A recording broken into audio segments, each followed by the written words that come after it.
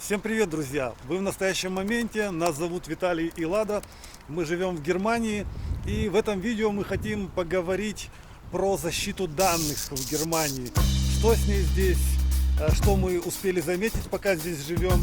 Ну а пока мы с Ладой приехали в наш торговый центр, который называется Нельмеца. И знаете, что мы хотим купить? Вино. Мы хотим купить бутылочку вина, как ни странно. Дело в том, что я сочинил текст для песни, а сам не могу ее доделать, поэтому хочу попросить своего друга Данила, чтобы он придумал мне музыку, и для этого надо как бы ему бутылочку вина предложить. О, здесь очень празднично сейчас.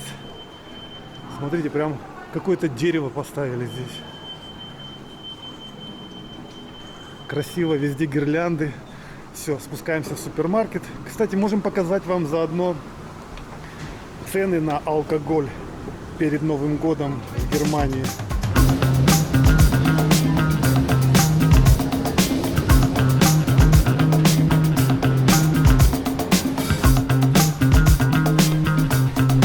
Мы сегодня без тележки, просто заходим, чтобы пойти в винный отдел. Здесь у нас находится винный отдел. И сегодня мы хотим именно вино выбрать. И в принципе нам как-то наши зрители писали, какие-то рекомендации давали насчет вин. Но вы знаете, они не всегда есть, те, которые вы рекомендуете. Поэтому мы сейчас выберем на свой вкус. Посмотрите на цены. Вот в основном, как бы я смотрю, самая дорогая цена это 6 евро за бутылку вина. Это полусладкое вино. Здесь написано... это сухое вино, Трокен, да. А так 3 евро, даже по 2 евро есть вина. Итальянские, испанские. Испанские вот снизу, видите, по 3,50. Вот такие марки, кто разбирается. Самое дешевое здесь, я смотрю, итальянское вино Мерлот. Вот. Сухое красное вино 2023 года выпуска. Ну, а есть еще, видите, какое-то было хорошее вино, разобрали быстро. Есть еще Кажется, такое. оно приблизительно одинаковое. Самое дешевое брать опасно. Давай возьмем среднее. Давай, да. А то мы тут уже, видите, здесь уже привезли телегу выгружать новые вина на полке, да. Мы мешаем. Что это такое? Баден, Трокен, сухое 23 года. Сделано in Deutschland, да. Roten Wein, Roten Trocken. То есть Roten это красный и сухой.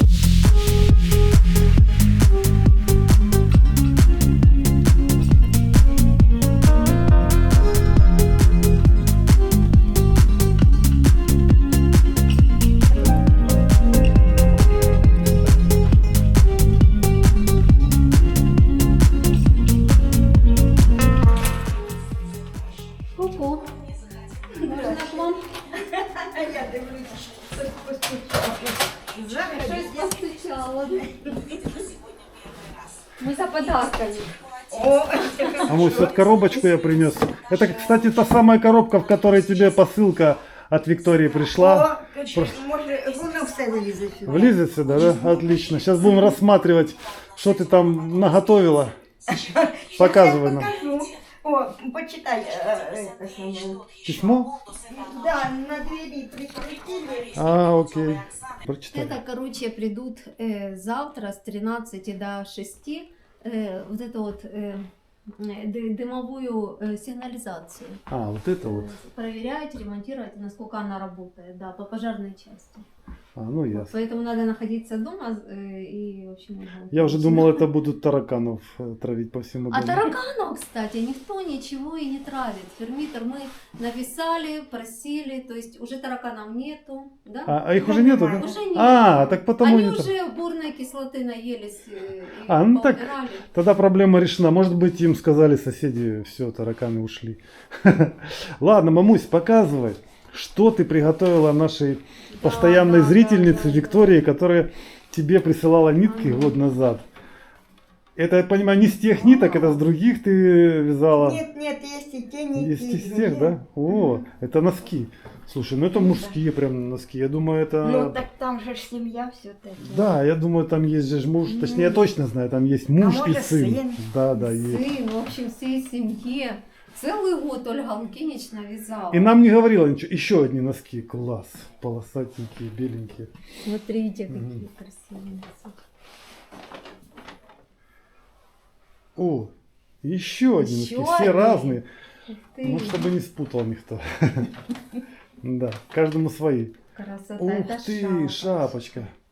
Голубенькая, красивая. Че ты вздыхаешь? Красивая очень. Вам не нравится шапочка? Нравится, только понравится ли. Ну, тут уже знаешь тогда, дело вкуса. Ну, Мы в любом спросим, случае, Спросим. Виктория нам Ух ты. расскажет, понравилось это ли. что, это салфеточка, да? Салфеточка. Для того, чтобы на стол постелить, там вазу потом поставить, туда, ну, типа украшение. Вот ну? так вот, да. Мгм. Ага, вот так. Еще одна шапочка. О, теперь серенькая. Еще одна шапочка. Смотри, Трошки ну вот тут поправить. Ага. Ну, а С уже отворотом, но это маленькая. меньшенькая, но эмблему сами Эмблему еще можно. Сюда эмблему какую-то будет. Adidas. Вообще, да, модная шапочка. Так. Повязка. Еще Или как это называется, повязочка. да? В общем, Это на голову, Виктория да? будет во всеоружие на зиму. Все, 2 шапочки, повязочка. Смотрите. Ой, и что-то красненькое. Что это? Зайка. Зайка. Я на белочку больше похожа. Ну, будем считать. Зверек, Красный дома- зайчик, да? Домашнее животное, в общем, будет. Это новогодний зайчик домашний. Можно на ёлку Вот повесить. туда А, можно ёлочная поставить. игрушка. Кстати, на елку Мгм. можно. На салфетку поставить. Вот, А, так вот. все продумано. Да, всё продумано. тут к этому. Все, Ладусь, давай будем упаковывать. У нас вот есть такая коробочка, там есть скотч для запечатывания.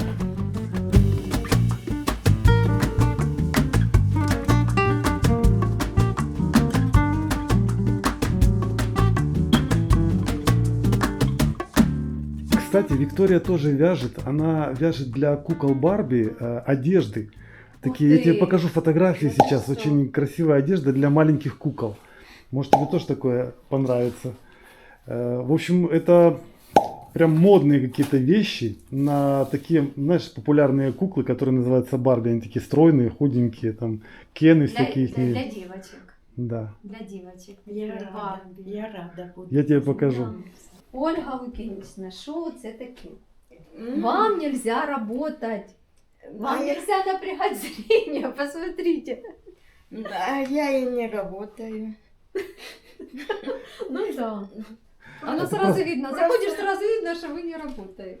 Просто нитки разложила, да, и смотришь. Что? Смотри. Це ж Заготовки, заготовки. Заготовки на уши. Ольга Лукинична. На уши. Смотрите. Это бисер украшать, да? Зайка, видите. Это ты Это покупала? вот такие Тренди, да? штучки, да. Ну, если что-то делать, надо с чего-то делать Мгм. его. Ну, то, что вот А Дед Морозик какой-то тоже куда-то, да? Дед Мороз. Ниточки. Смотри, М. тоже уже Ольга Лукинична связала цветочек. Щось уже там у вас уже какие-то Бубончики. планы, да? Какие-то планы. Если бы не эти глаза, уже Как что-то обидно, было как бы. обидно. Лучше бы мы не делали эту операцию, наверное. Нельзя было, нельзя. Нельзя. Вы Нельзя. считаете нормально? Ну, была бы катаракта, точнее, глаукома Это потом. глаукома. Да, А вообще глаукома слепота. это слепота. Ну, в общем, как говорится, все воля Божьей. Как получится, так будем надеяться, что все-таки не зря мы сделали операцию, исправят врачи, да, дождемся термина. Все будет хорошо. Мы с Ладой пришли к почтовому отделению, видите, вот ДХЛ.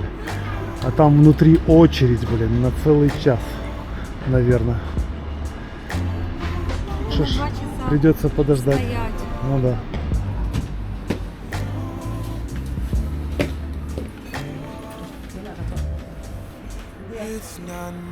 Несмотря на большую очередь, мы простояли всего лишь 10 минут и быстро отправили. Мало того, мы воспользовались сайтом DHL для того, чтобы создать отсылочный талон, так сказать. Вот здесь я проплатил через телефон, у меня есть регистрация в DHL. И оно создало QR-код, мы подошли к женщине, она отсканировала, распечатала квитанцию, наклеила бумажку на нашу посылку и сказала: все, сертик, чус. И мы пошли. 10 минут и все сделано. Кстати, стоила отправка этой посылки нам 4,79. Да, я думал, будет около 6 евро, а оказалось около 5 евро дешевле. Это из-за того, что я заплатил через интернет. Получается на евро дешевле, а так бы было около 6 евро.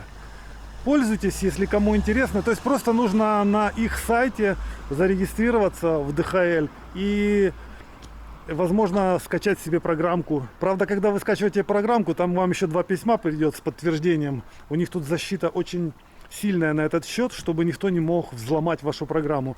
А об этом мы еще поговорим. Мы сейчас поедем с Ладой в Штутгарт. Слово о защите. Да, и про защиту, и про интернет-данные мы собираемся сегодня поговорить с вами, но в Штутгарте.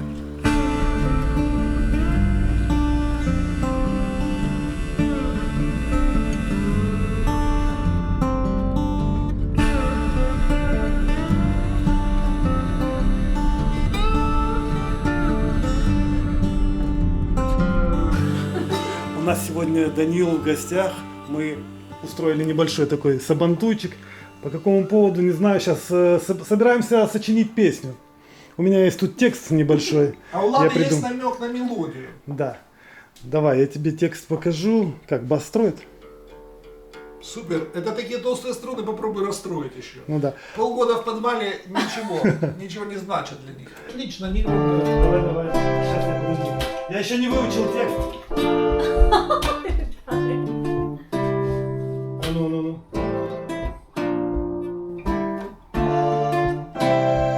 Такой шембет, да? Так, смотри, какие у нас антикварные Вау, у бокалы. меня такие же точно, блин. Да? Серьезно? Это тут распространенная форма Это такая. как, ну это класс, мне очень нравится. Ну, давайте попробуем Красивые. вино. Давай, это, наверное, какой-то местный завод такие изготовлял. Да. У тебя на картине дома такой бокал, Такое. ты обрати Даже внимание. хозяйка предыдущая, Немка. бабушка, она вышила даже такие бокалы. Понимаешь? Там такой гобелен у меня. То есть это классические немецкие бокалы, и мы пьем Может, классическое даже немецкое вино. классические гаслинг. А, может здесь местные какие-то, да? Шедевр. Это местное вино, да? Ну, пробуй вино. Местное А ну вино давай. из местного. Гросс глаз. За вас, господа. За тебя, Один Лада. поэт, другой музыкант. Ты, Лада, ты наше вдохновение.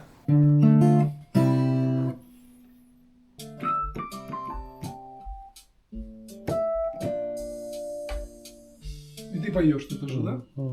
Сейчас пида. Новая песня.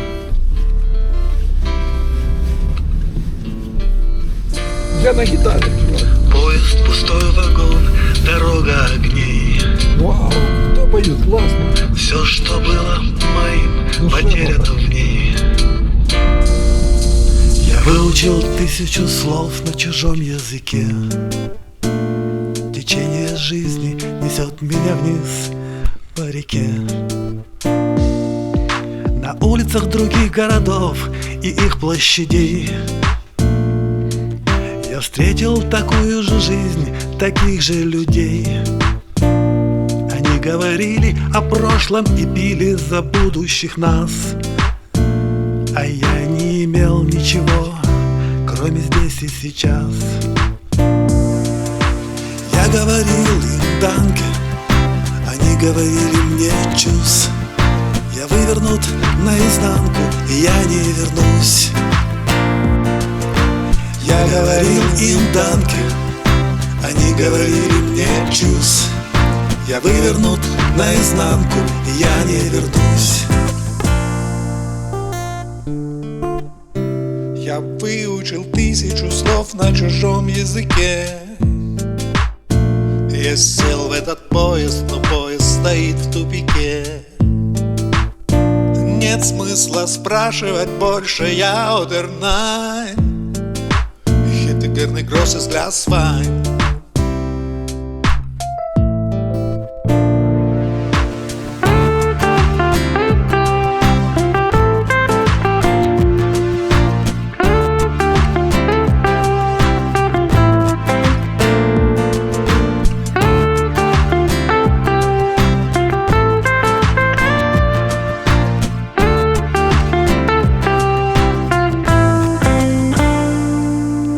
Выучил 1000 слов на чужом языке.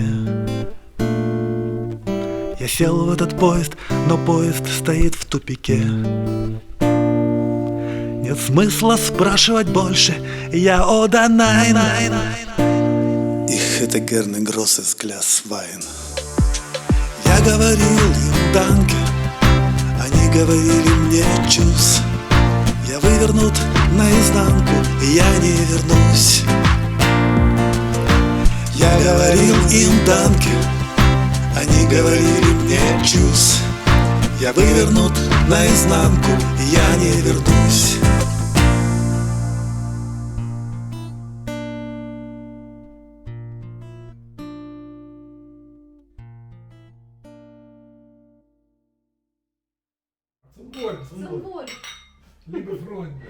Вы у нас спрашиваете, собираемся ли мы возвращаться в Украину. Так вот, нам даже не приходится это решать. Вчера премьер-министр Украины пан Шмыгаль заявил, что они совместно с немецким правительством разрабатывают план возвращения украинцев домой.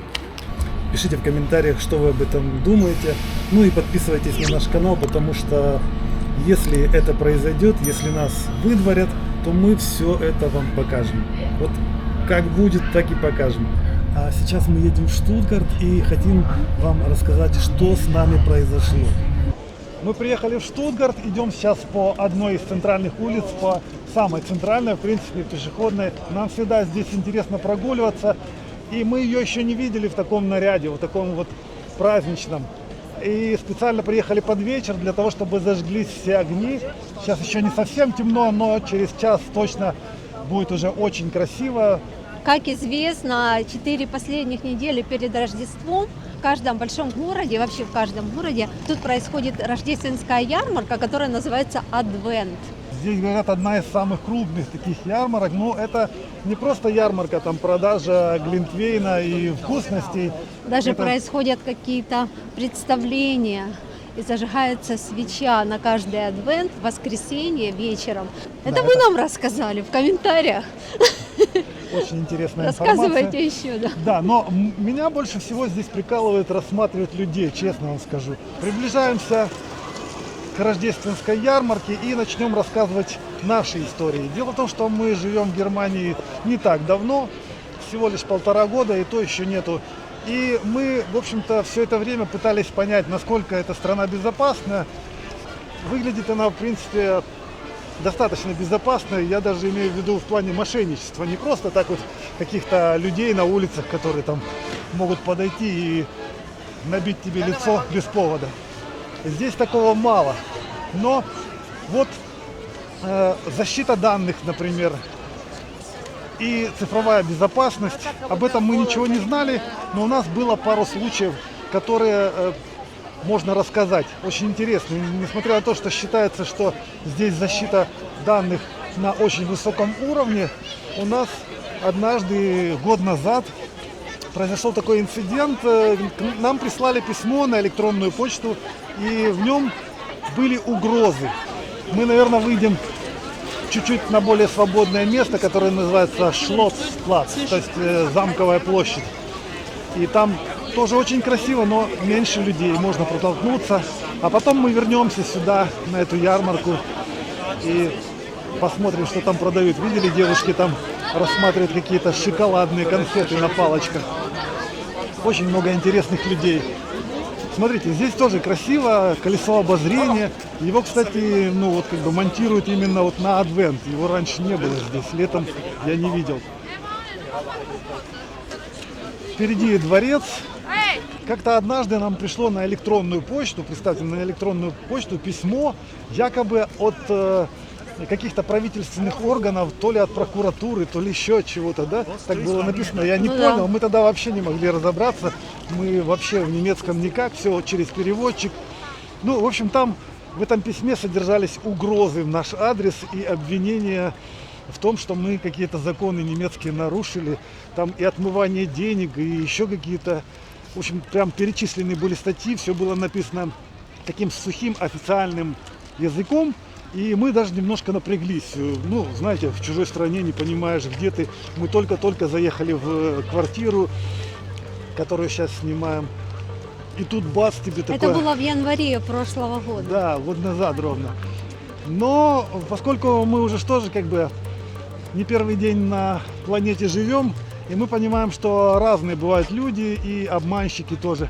Поэтому я сразу посмотрел, с какой электронной почты пришло это письмо, потому что если официальное письмо приходит, оно обычно приходит с каким-то таким официальным адресом, с названием сайта, прокуратура.д, такое должно было быть написано. Но нет, там была почта просто гугловская какая-то. И было требование, чтобы мы перезвонили, короче, или написали им на эту почту срочно для того, чтобы решить эту проблему. Да, да, да. В общем, И номер, и номер телефона. ну да, кажется, номер телефона Ага, там был. ага.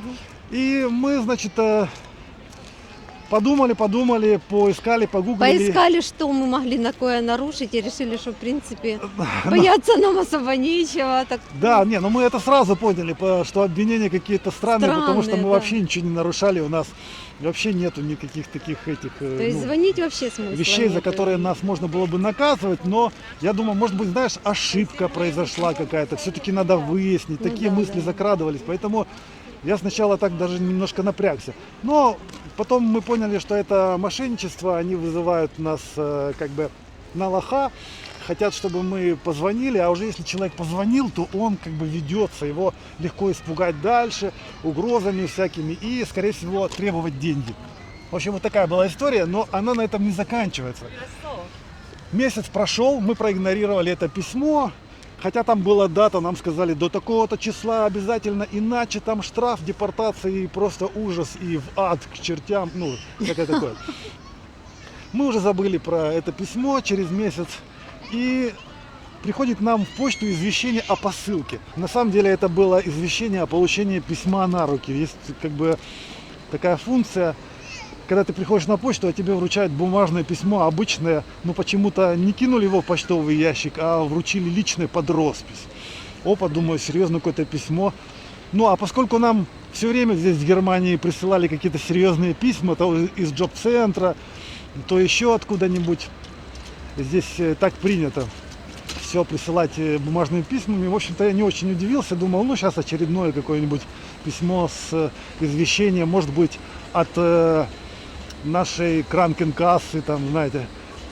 Но нет, распечатываем, и там снова письмо с угрозами.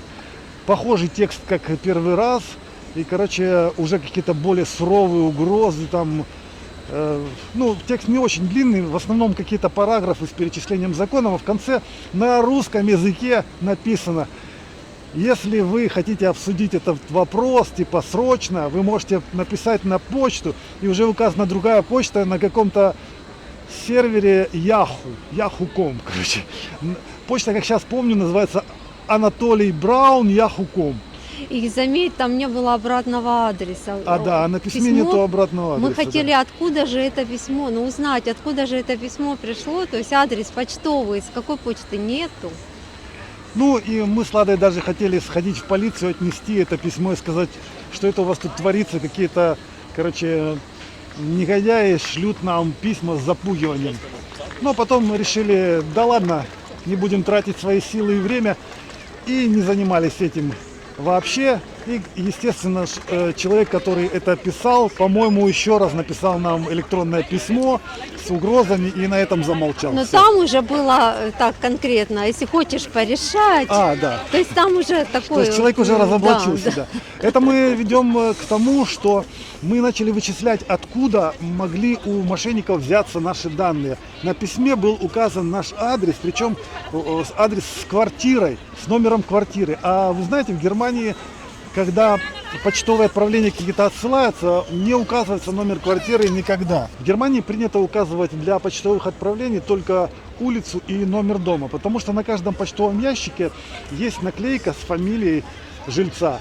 И если почтальон приносит письмо или посылку, ему не нужен номер квартиры, ему просто достаточно посмотреть на фамилию, кинуть туда письмо, либо же там должен быть еще звонок, позвонить на звонок и Да. отдать посылку в руки человеку. И В общем, уточни, что ты свой номер своей квартиры нигде не оставлял, нигде, ни в джоб-центре, ни в каких организациях, где мы там оставляли свои личные данные, мы оставляли все, кроме номера да. квартиры. А тут однажды, вот как раз именно в тот месяц, когда нам пришло первое письмо, я заказывал товар в одном интернет-магазине. И там я по незнанию просто, ну, как по нашей украинской традиции, взял и указал номер квартиры тоже, потому что думал, ну если будет доставка, они же должны мне как-то найти меня, должны постучать именно в мою квартиру, а не где-то бросить эту посылку на лестнице. В результате они, кстати, посылку бросили на лестнице. Но зато пришло письмо от мошенников. Да. Зато мы поняли, что мошенники взяли наш адрес именно из этих данных, которые мы оставили тогда в интернет-магазине, либо же в службе доставки, потому что интернет-магазин передает посылки через службы доставки, например, Гермес, там еще какие-то. Вот, поэтому утечка данных произошла. Получается, в Германии не все так четко с данными, кто-то может воровать. Второй случай произошел с нами уже сравнительно недавно, несколько месяцев назад, Шли сюда, смотри. связанный с банковской безопасностью. Мы пытались открыть себе карту новую для нашего бизнеса. Смотрите, куда мы заходим. Это, кстати, старый дворец. Да, мы параллельно вам показываем Да. без комментариев, но тут и комментариев не надо, тут и так все видно. Очень красиво все. Просто хочу быстрее Нарядно, рассказать да, эти две да. истории, чтобы дальше уже показывать красоту. Какая уже красота, темнеет, Боже. и огни все ярче и ярче видны. Когда мы регистрировались в одном из онлайн-банков, ну, я звонил им, оставлял там свои данные, телефон, все, само собой, разумеется. И однажды раздался звонок, вот именно в тот момент, когда я только-только неудачно поговорил с банковским работником. Раздается звонок на мой телефон, и от имени банка мне по-немецки что-то рассказывают. И я подумал, что это именно тот банк, с которым я хотел связаться. Но они начали у меня выспрашивать какие-то вещи, которые банк не должен спрашивать. Видите, какой всадник на коне. В общем, каким-то интуитивным чутьем я понял, что это не совсем тот банк, и они хотят какие-то вещи от меня узнать, которые, в общем-то, могут привести к краже денег. Например, они даже просили меня там установить какую-то программку, нажать, знаете, вот нажмите клавишу 1, там, по голосу и по неуверенному какому-то разговору со мной я догадался, что это все-таки не банковские работники, а мошенники. И, в общем, я положил трубку. Но, опять же, вопрос, откуда эти мошенники взяли мой номер телефона именно в тот момент, Да. когда я пытался оформить карту в одном из немецких банков? Сразу возникает вопрос, да, много Да. вопросов по защите банковских каких-то личных данных. Да. Trusting your instincts, realize that knowing looks different to each. When living authentic, do more exploring, go deeper than knowing just what is essential for life that is thriving. По-моему, шашлыки жарят. Смотри, Да, пойдем. пахнет шикарненько, дымок даже видно. Смотрите, давайте отвлечемся от всех этих наших историй про безопасность и принюхаемся к шашлыкам, присмотримся к вину, почем, что. Ой, как пахнет. Смотрите, как они здесь это делают. Стоят такие вот штуковины, а в них костер горит. Слушайте, тут люди так аппетитно пьют глинтвейнчик, поэтому мы с Ладой тоже решили посмотреть, где бы нам уютно стать за столиком и чуть-чуть попить. Смотри, какой шатер. А, тут можно даже в шатре Палатка, посидеть, да. да? О, тут на каких-то шкурах прям сидят убитого медведя, да? Класс, да? О, костер горит. Это юрта какая-то просто, да? Слушай, а ты так уютно, как в юрте, вообще Ну, класс. жаль, И мест пахнет, нету. пахнет таким дымком. Посмотрите, какие цены на глинтвейн. Ой, а здесь подороже уже, здесь по 9 евро.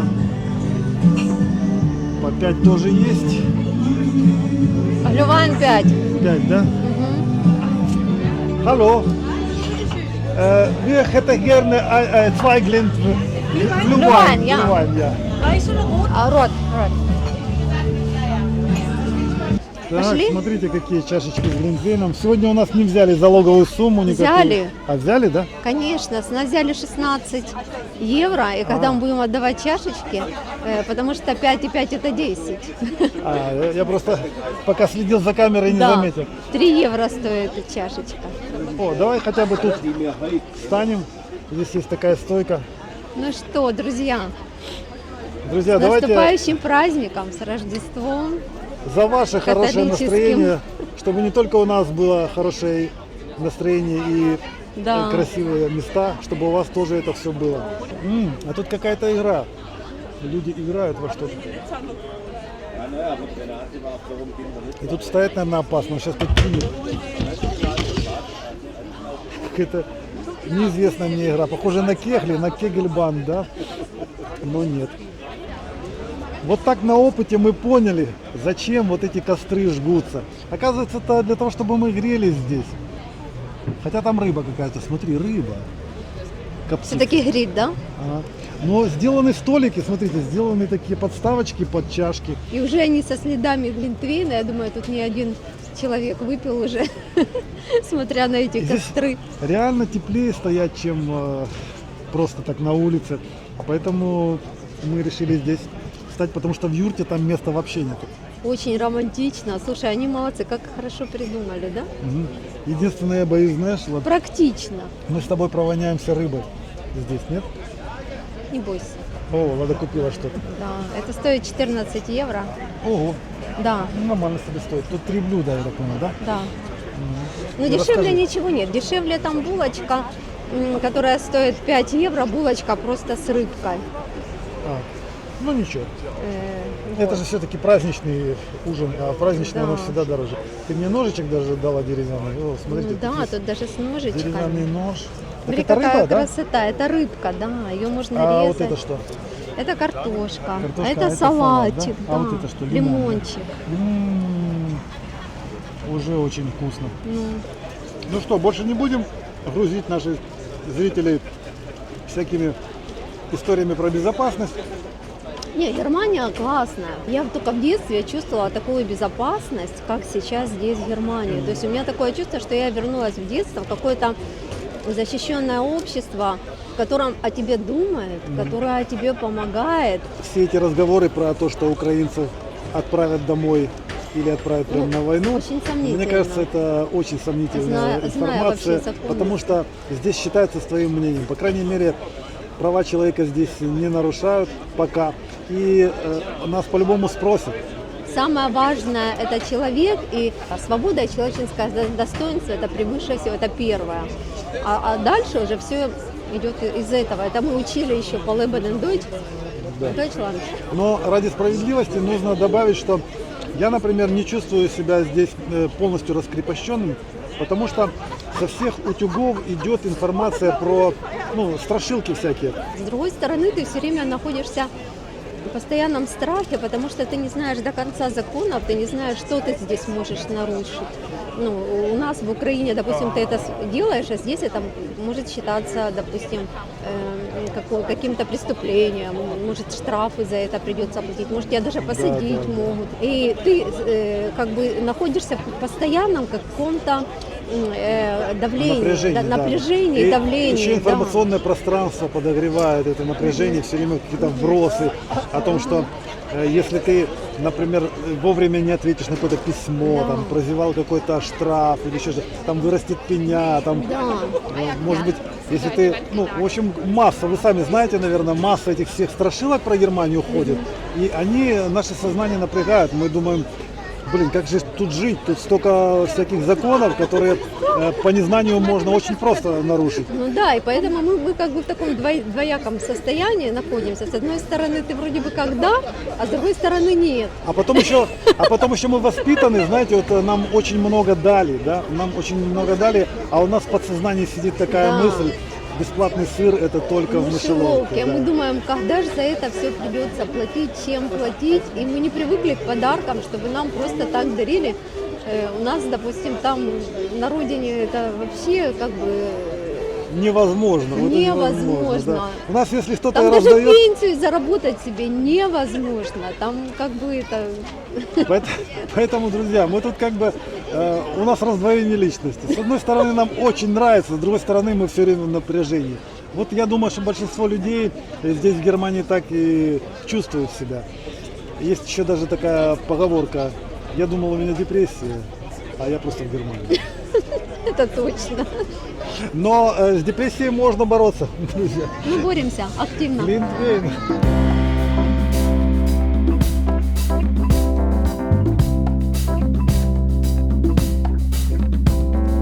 Here come Rosie in her bright red dress, smoking hot.